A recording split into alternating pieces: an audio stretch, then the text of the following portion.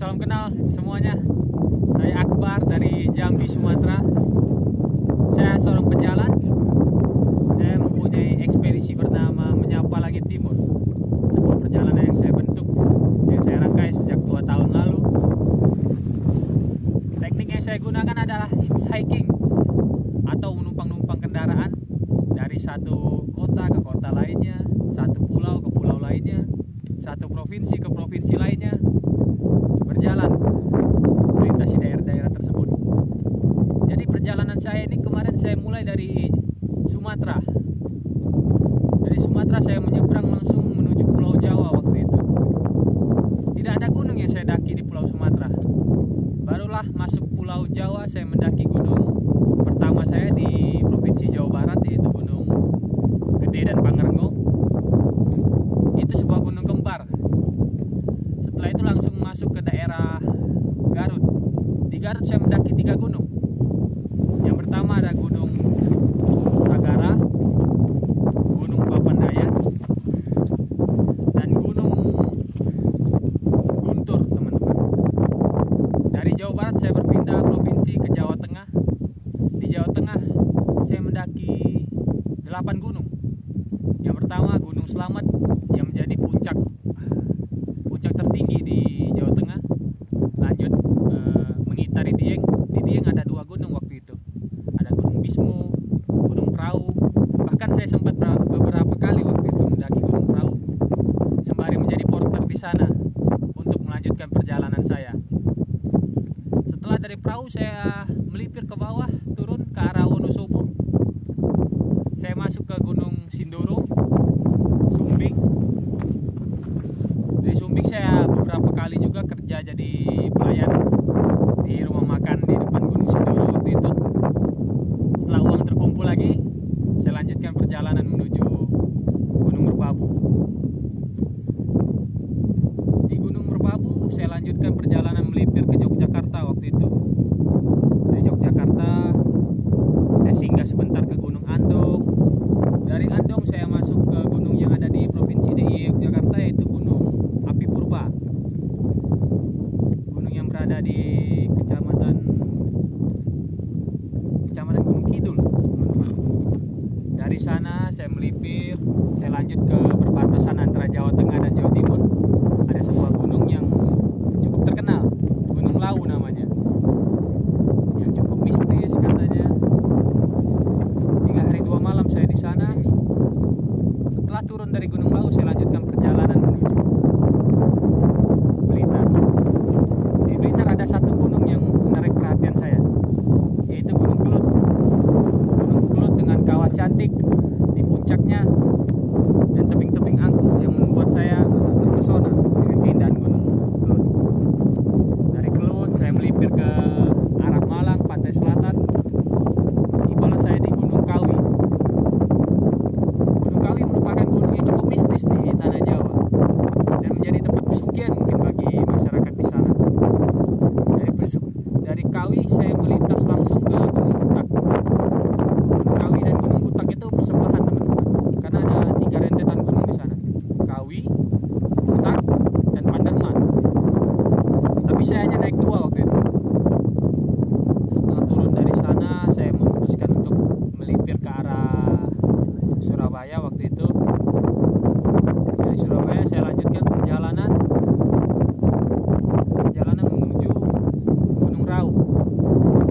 Gunung Raung via Sumber Waringin di Bondowoso, bukan via yang banyak didaki oleh teman-teman lain, via Kalibaru. Di via Sumber Waringin itu adalah jalur legendaris, teman-teman. Jalur yang biasanya dipakai oleh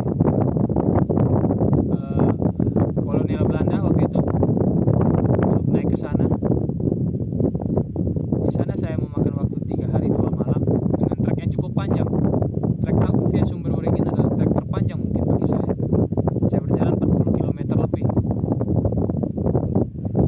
Setelah turun Raung, tibalah saya di penghujung Pulau Jawa. Di Banyuwangi ada sebuah kawah, Gunung Ijen, dengan kawah biru yang mempesona.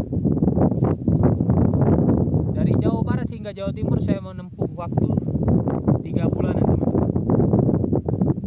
Dari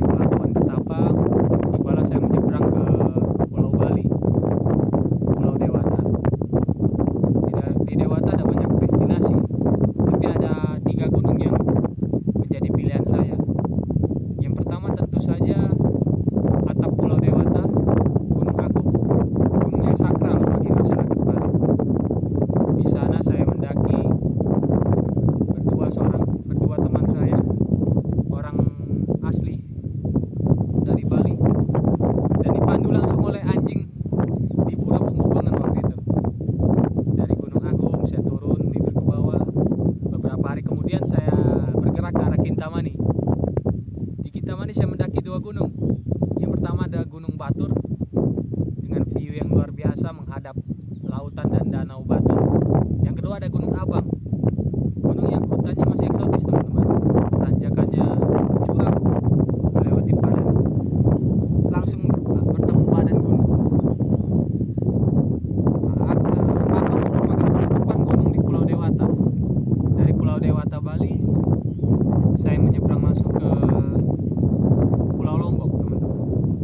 Di Bali saya memakan waktu kurang lebih 3 minggu saat itu. Di Lombok tidak ada banyak tujuan saya.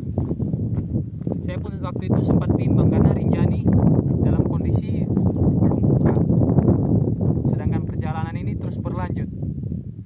Semakin lama kita berdiam diri di suatu daerah akan semakin banyak juga biaya yang kita keluarkan, banyak memakan waktu. Namun keberuntungan menghampiri saya.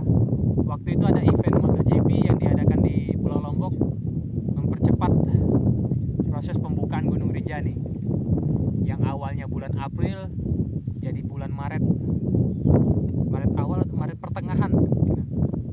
Jadi saya tidak membutuhkan waktu lama untuk mendaki Rinjani waktu itu. Saya di sana selama 1 minggu di Gunung Rinjani dengan bermodalkan logistik 2 hari 1 malam tentunya. Karena di Rinjani sejatinya tidak perlu takut akan kehabisan logistik. Ada banyak ikan di danau, ada banyak teman-teman di sana yang meninggalkan berasnya. Setelah turun dari Rinjani, saya melipir ke pulau selanjutnya, Pulau Sumbawa. Saya di Rinjani 1 minggu, tapi di Pulau Lombok hampir 2 bulan teman-teman. Dari Pulau Lombok saya lanjutkan perjalanan menuju Pulau Sumbawa. Di Pulau Sumbawa tentunya ada 2 gunung yang menjadi target saya waktu itu. Yang pertama ada Gunung Tambora tentu saja. Tambora dengan kaldera terbesar di Indonesia, dan Gunung Sangiang Api di Pulau Sangiang yang menarik perhatian saya. Jadi waktu itu di bulan puasa saya bergerak menuju Dompu. Berdua teman dari Sumbawa Besar. Namun sesampainya di sana, teman saya ini mendapat berita duka bahwa keluarganya meninggal. Jadi dia terpaksa tidak ikut naik Tambora. Jadi logistik yang aturannya 3 hari 2 malam saya packing ulang menjadi 5 hari 4 malam. Di Tambora saya mendaki seorang diri 5 hari 4 malam dengan trek yang masih belum jelas. Tentunya itu pengalaman yang luar biasa di Tambora. Bergerak menuju Pulau Sangiang seminggu setelahnya.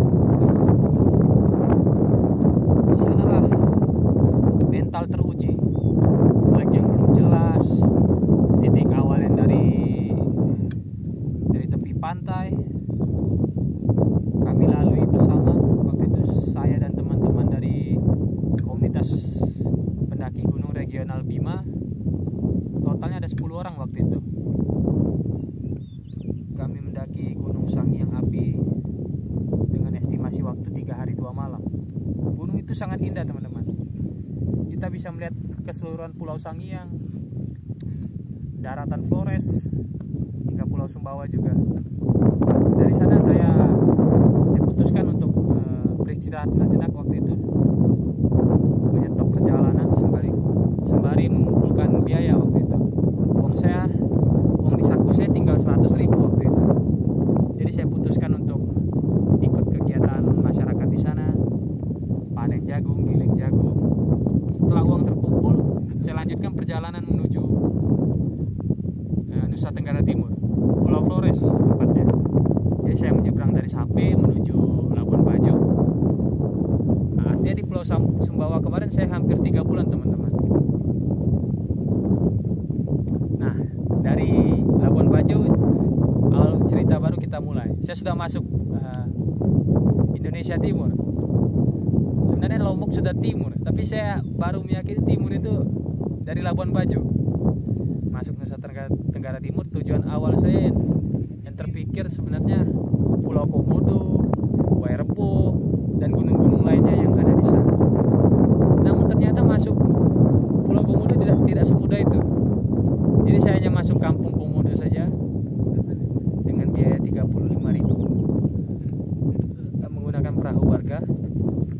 saya lanjutkan perjalanan menuju Wairebo, teman-teman, bersama teman-teman anak Vespa dari Jawa Tengah. Setelah turun Wairebo, saya sisir ke arah Ruteng, Manggarai. Di Manggarai saya tidak naik gunung, hanya eksplor saja. Barulah saya melanjutkan perjalanan menuju Bajawa.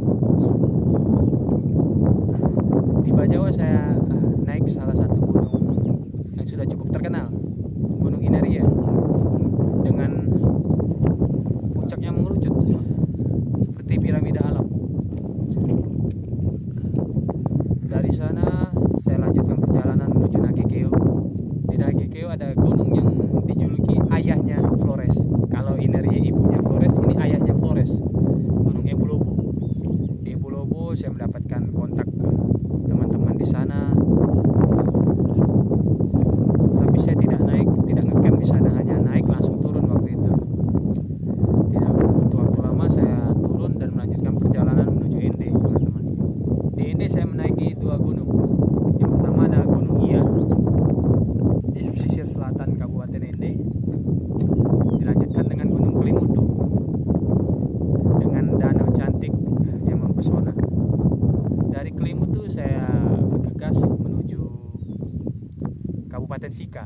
Di Sika saya langsung, tujuan awal saya terpikir adalah Pulau Palue. Saya ingin melihat kehidupan masyarakat di Pulau Palue. Dan tentunya ada sebuah gunung di Pulau Palue yang menarik perhatian saya. Gunung Rokatenda namanya. Di sanalah saya sempat ketakutan juga. Sempat ada gempa di waktu saya di Pulau Palue, teman-teman. Cuman itu tidak menghalangi niat saya untuk naik Rokatenda. Dengan bermodalkan keberanian dan teman-teman di sana yang menemani, saya akhirnya naik Rokatenda. Saya lanjutkan perjalanan menuju Egon waktu itu, menyeberang kembali ke Maumere. Dari Maumere langsung ke Egon. Kami waktu itu camp 2 hari 1 malam di Egon. Egon menawarkan pemandangan yang luar biasa. Setelah bersantai sejenak di Egon, saya lanjutkan perjalanan menuju Larantuka. Di Larantuka saya tidak ada naik gunung apa-apa. Saya langsung menyeberang ke Pulau Solor. Solor saya hanya eksplor saja, menikmati keindahan Pulau Solor. Dari Pulau Solor saya baru bergegas menuju Adonara. Di Adonara saya dijemput oleh Pandai namanya. Pandai sebuah makhluk. Dari sini saya sebenarnya tidak ada tujuan pendakian Gunung Ile Boleng. Ada niatan tapi saya tidak yakin kalau Ile Boleng itu boleh diizinkan naik. Cuman alam masih merestui saya. Ada banyak teman-teman yang mensupport saya di sini. Ada Bang Yaya yang mengantarkan saya dan teman-teman lainnya. Dan saya bisa naik di Gunung Boleng. Ya, ini pemandangan Gunung Boleng.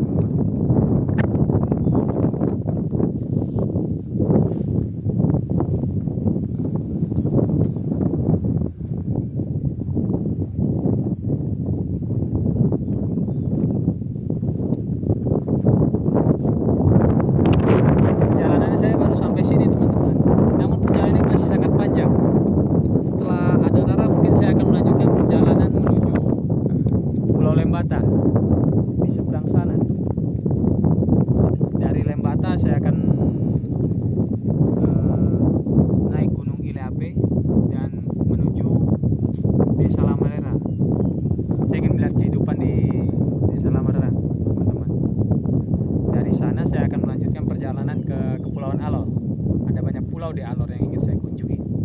Tapi tempat pertama yang ingin saya datangi adalah kehidupan di Desa Takpala, suku Aboy. Kehidupan di sana bagaimana? Saya ingin melihat langsung. Dari Alor saya ingin bergegas menuju atap Pulau Timur.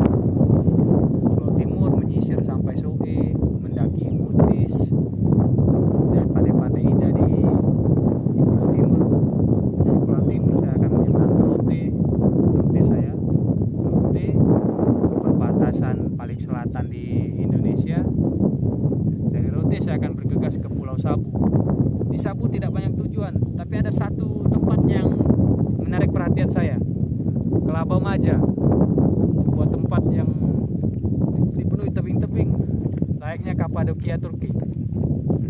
Sabu saya akan bergegas menuju pulau terakhir di Nusa Tenggara Timur, yaitu Pulau Sumba, teman-teman. Dari Sumba baru saya akan menyeberang kembali ke Flores. Mungkin dari Sumba saya akan menyeberang ke Ede atau Emere. Dari sana saya akan menyisir kembali, menumpang kembali ke arah Maumere, teman-teman. Karena kapal ke arah Ambon hanya ada di Maumere. Setelah dari Ambon saya ingin melanjutkan perjalanan ke timur Indonesia. Saya ingin ke Merauke, 0 km. Itu merupakan tujuan saya juga. Setelah sampai 0 km Merauke, saya ingin menyisir kembali ke arah Papua Barat hingga turun ke Maluku Utara, menyelesaikan perjalanan saya masuk ke Pulau Sulawesi, ke 0 km utara Indonesia di Miangas, Sulawesi Utara, menyisir hingga Sulawesi Selatan, Bira, hingga menyisir lagi ke Kalimantan, hingga tembus nanti kembali ke tanah kelahiran saya di Sumatera sana. Namun perjalanan ini masih sangat panjang, teman-teman. Saya minta bantu doanya teman-teman agar perjalanan ini lancar dan sampai tujuan, sampai ke rumah dengan selamat. Amin, teman-teman. Itu saja mungkin cerita singkat dari perjalanan saya, rute-rute saya berikutnya, apa yang ingin saya tuju dan apa yang setelah saya capai. Mungkin ini bisa jadi acuan bagi teman-teman yang ingin melakukan perjalanan. Perjalanan itu tidak membutuhkan biaya mahal sebenarnya, hanya membutuhkan keinginan yang kuat dan pikiran yang gila. Tapi gila di sini, gila yang harus didasari ilmu juga, teman-teman. Jangan hanya bermodalkan nekat saja. Kita harus pelajari rutenya, pelajari kehidupan di alam seperti apa. Jangan hanya berjalan atas dasar nafsu. Mungkin itu saja dari saya. Terima kasih, teman-teman. Salam dari Lebolek. Banyak sekali.